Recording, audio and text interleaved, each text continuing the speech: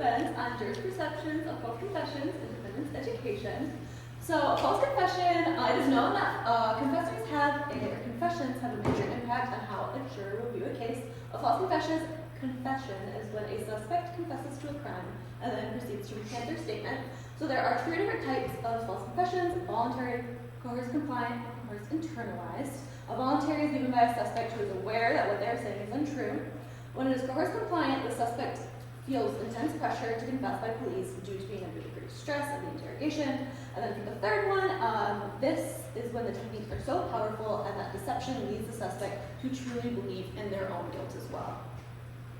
So in the United States, one analysis of 125 proven false confessions shows that 33% came from juveniles, 15 years old or younger, and this is disproportionately high. And another study investigated exonerees found that 42% of juvenile exonerees were found to have falsely confessed, compared to 15% of just overall false confessions.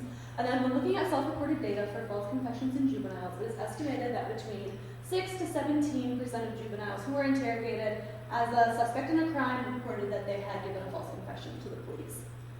So one major contributing factor that we can attribute to false confessions is the Reed technique. This is the technique that is used in the United States. So this is manipulative interrogation technique. It is known to increase the likelihood that a suspect will falsely confess. It leads with a guilt presumptive and confrontational approach, and it generally is designed to place the suspect under great pressures. It has been criticized due to its reliance on behavioral cues, and that evidence has shown that even trained police officers in this technique don't necessarily pick up on behavioral cues better than any of us would.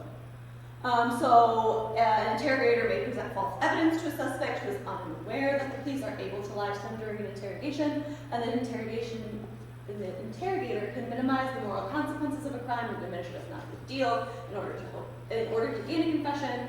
An interrogator may promise a suspect leniency in exchange for confession, which can also increase the likelihood that the suspect will produce a false confession.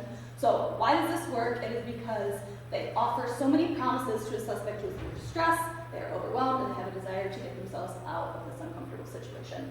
So it can be difficult for jurors to understand why a suspect may falsely confess. They may also project their own opinions onto the defendant. They may think, well, I would never give a false confession to the police, so I can't necessarily understand why someone else would. So another study found with 129 mock jurors, they reviewed a case with a wrongful conviction, and this person was exonerated. It was either due to false confession or eyewitness misidentification. So the results showed that jurors expressed significant doubt regarding the exoneree's innocence, even after it was acknowledged by the police that this was false.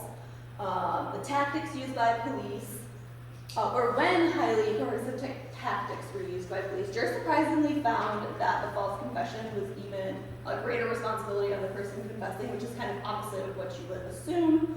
And it shows that even after a prisoner who is falsely confessed is found to be innocent, it can be really hard to break that stigma and they receive less favorable outcomes from the justice system.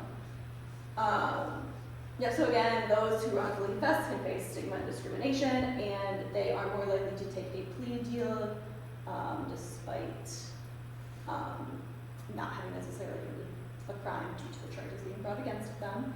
So this leads me to then the research that I conducted. This is going to be research question 1. Does defendant education, juror gender, and juror education impact the juror's perception of confession of the defendant? So I have my 3 main effects, the 3 two-way interactions, and then the 3-way interaction. And for research question 2, does defendant education, juror gender, and juror education impact a juror's perceptions of the interrogation and defendant's guilt? So again, I have 3 main effects as well as the 2-way interactions and the 3-way interaction. And then for my final 3rd research question, does the age of the juror and interrogation and guilt subscale predict perception of confession subscale? So then I have my hypotheses for the multiple linear regression used. So my design was a 2x2 factorial design. I had a total of 96 participants that were included in the data analysis, and then I did have 6 additional ones that I excluded due to the questionnaires not being complete. And then participants were instructed to place themselves in the position of a juror. They were given 5 minutes to silently read the vignette presented to them, and then they were given a questionnaire with 3 personal demographic questions and a 10 Likert scale. So the higher the participant scored on the Likert scale indicated that they believed that there was more of a false confession present. And then if you scan the QR code there, that is going to be my consent form, my vignettes, and my questionnaire. So it was broken down into the two subscales. It was the interrogation and guilt subscale, as well as the perception of guilt subscale, with the questions listed below. And then I used Cameryn and a multiple linear regression, and then the significance levels at 0.05. So for this, it shows overall participants who were perceiving a higher education defendant perceived them greater than participants who were perceiving a low education defendant, which is highlighted in the top two here. And then when looking at gender differences, males overall perceived the defendant lower than females overall. And then participant education level, the undergraduate students overall perceived their defendant lower than the graduate students did for the perception of confession scale. And then the results of the three-way ANOVA showed that the main effect of participant education was significant between undergraduate and graduate students.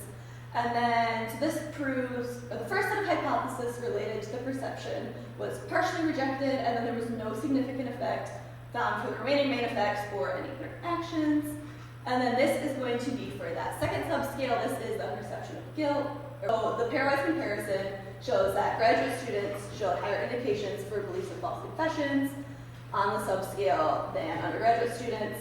And then this is shown here in this figure, the mean perception of confession by education level, and it is shown to be statistically significant. And then this is going to be the second research question with the interrogation and guilt subscale.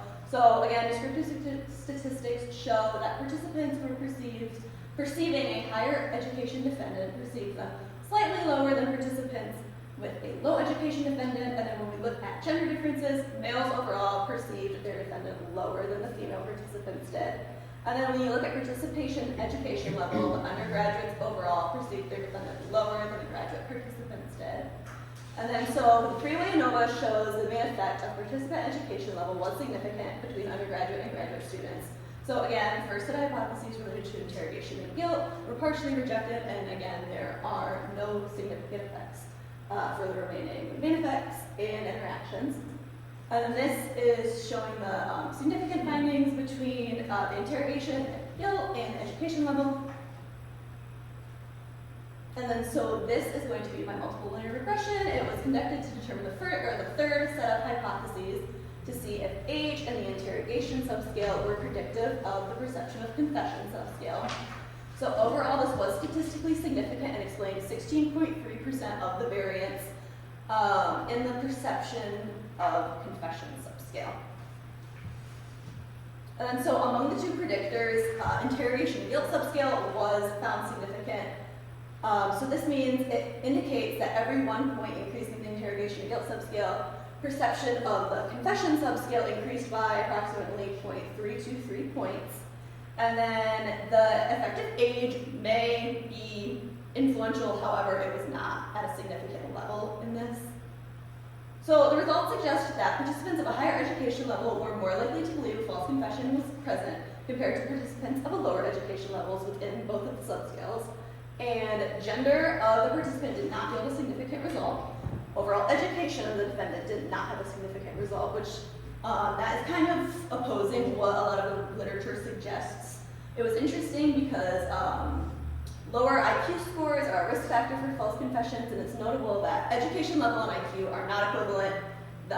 This was still not a factor that the participants in this study picked up on. So the interrogations and guilt subscale was predictive of perception of confession subscale at a 16.3% of variance. And this is likely due to the participants viewing the interrogation and guilt of the suspect, and it will shape how they view the confession is given. So if you think that the interrogation was coercive and that the suspect is not guilty, you're going to be much more likely to believe that there was a false confession present. So this will also have a social significance when determining jury selection. So I did list a couple limitations here. The sample size and distribution of my participants was not even, unfortunately. I did have a very low number of male graduate students in this study. It was conducted at a small rural Midwestern university. So I believe if you were to take it to either a larger urban area or a bigger university, you have potential to see different results. And again, participants in the study did not indicate their major or area of study, so that could leave the possibility that some participants may have have more knowledge in one subject area due to either major or just personal interests. 5 minutes. Participants were also not asked to identify if they were jury eligible. That kind of impacts the real world applicability of this. But so we don't know if these participants are all eligible to serve on a jury in the United States. So if I do any more future research, I would love to increase my sample size and even out the distribution to increase just the overall effectiveness of my findings. And I would like to include defendant's race on jurors' verdicts because there's a lot of good literature that supports that the race of the defendant does impact the way jurors view them. And I would also like to analyze the impact of the jurors' college major on verdicts because I felt like that was something, as I was going through the data, that would be another good area to know about the participants' demographic. And here are my references. Any questions?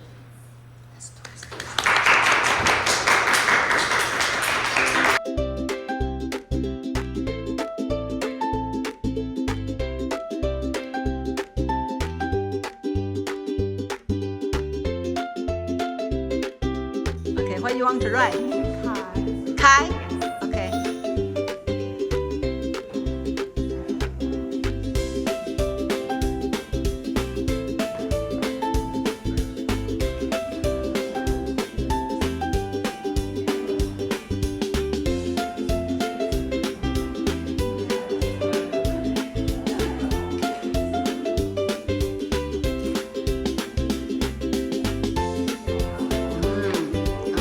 Hold it.